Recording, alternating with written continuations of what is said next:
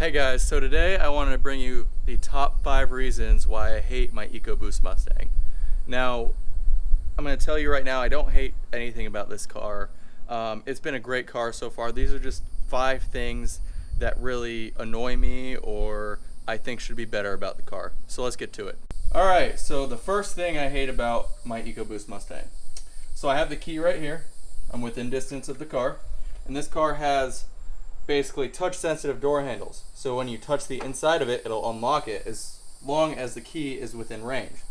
You can hit here and lock it, but what happens is you'll grab this and it'll do one of these and it will not open for whatever reason for a while. So I can sit here for 10-15 seconds and just pull the door handle and it takes a second. Now I know I'm kind of being picky with that, but there are times with this car when I will sit here and just throw my hand on it and it will not unlock, and I'll do it again and again and again and it still will not unlock. That's my first thing I hate about the Ecoboost Mustang. So the second thing I hate about the Ecoboost Mustang is the sound. So obviously it's a 4-cylinder Mustang. It's not going to sound anything like a V8, 5.0. It's not going to sound anything like that. But the thing is, you know, I have friends with Mazda Speeds, I have friends with SRT4s, things like that, and for whatever reason, I have never heard an Ecoboost Mustang sound as good as one of those with an exhaust. It's just something that kind of frustrates me because they're 4 cylinders, the Mazda Speed's a 2.3 liter, the SRT4 is a 2.4 liter, and they just sound so much deeper and throatier than Ecoboost. Even with, you know, some of the best exhausts for the Ecoboost, it just doesn't sound as deep or throaty as those 4 cylinders. So I know like I said, I'm kind of being picky with this stuff, but I just wish that these would sound a little bit deeper and throatier when you put a proper exhaust on them.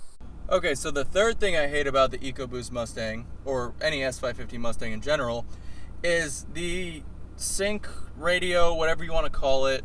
The Bluetooth is what gives me trouble, for the most part. There will be times when my Bluetooth does not want to connect for, you know, sometimes upwards of a month, and I'll reset it. There are ways to reset the whole sync system, but it just will not want to connect. And then there's times when this whole radio right here is just black. You can't do anything with the buttons, you can't reset it, it's just black. And, you know, it'll go like that for over a day and it just won't change. It'll just be frozen basically. And eventually it'll go back to normal, it'll work for, you know, a good while. And then, you know, either the Bluetooth won't connect to my phone or the screen will freeze and be black again and I can't do anything about it. I have not yet brought it into Ford for it because I haven't had the time. But that is one thing that really frustrates me about this car, and I have heard numerous accounts of other people having the same issue. So that's something that definitely should be fixed in the near future. But that is the third thing I hate about this Mustang. Alright, so number 4 is going to have to be the panel gap on these cars. Now, I've heard so many people complain about this. It just seems to be a normal problem with these cars. But I'll show you what the issue is with mine, and I've seen multiple people with the same issues. So we'll start with the back bumper here. Now, as you can see, it's pretty tight around here. Kind of gets bigger, then it gets real tight again, and then it's actually, I'm not sure if you can see, but it's not even flush. I can run my finger over it and hit this edge clearly. Now on the other side, right here, it's actually so tight that this right here is chipping off paint. So it's real tight, gets wider, real tight, and then this is also not flush up here. Now mind you, this was like this from the factory. Now back here, on this side, this is the passenger side, it's also not flush. I can clearly feel the edge right here. Now I don't know how easily that is fixed, but you know, like I said, I've seen these problems on numerous Mustangs and it seems like it's not just a small issue. I don't think I've seen an S550 Mustang without panel gap issues. So that's going to be the 4th thing I hate about these Mustangs. Alright, so the 5th and final thing that I hate about this Mustang is the paranoia that comes with it. So when you first buy an Ecoboost Mustang, you think it's, you know, it's pretty cool. It's a 4-cylinder turbo Mustang, makes 310 horsepower, 320 foot-pounds of torque. Those are pretty respectable numbers for a 4-cylinder Mustang. So you get this car, you start looking into modifying it, and you're thinking, oh, you get an intercooler, you get a catch can, you get a tune, all the normal things you get. But then one day someone posts up a blown motor. And you're like, you know, it's kind of how it goes. Every once in a while a motor blows with a modified car. But then maybe a few days later, or the next week, or a week or two, another one pops up. You're like, whatever, it's probably a fluke.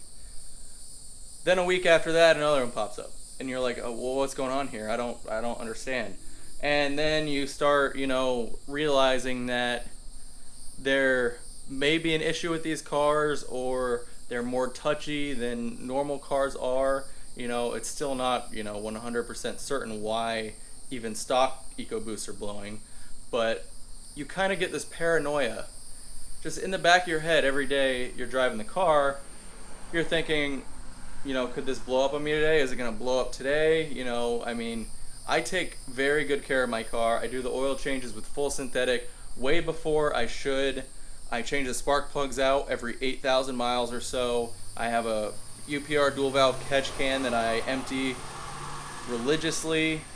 You know, I take care of my car. I make sure it's running right. I take data logs constantly. I send it to my tuner, make sure it's running correctly. But I still have that paranoia in the back of my head that something is going to happen. The engine's going to blow. I've had numerous friends blow their EcoBoost. One of them was kind of self-inflicted. There was nitrous involved, so, you know, that says everything right there. The other one I'm not 100% sure about, but I do not believe there was any other separate power adder involved with that. But, you know, when you have people close to you that have had their engines blown as well, that's when you start thinking, you know, this could happen to me any day. So that's just something that comes with these cars when you're modifying them. Now, don't get me wrong, they've blown stock, so, you know, that's still an issue, but I have faith that my car is running well and that my car is, you know, maintained properly. The thing is that if you modify a car, anything could happen. The way I see it is you need to have the money to pay for the repairs if you're going to modify your car. So that's kind of, you know, my plan here. You know, if anything were to happen, I have the money to fix it. So that's why I don't go blowing all of it on, you know, big turbo and E85 right out of the gate. That's why it's going to take me a little bit of time to, you know, get the built engine I was planning on, get the big turbo, get the E85. So that's just something that comes with these cars. And that is one of the most annoying things about the EcoBoost Mustang, is the paranoia that comes with it. So that's going to be number 5. I appreciate you guys watching. Let me know if you enjoyed the video in the comments. Don't forget to like and subscribe, and have a great day.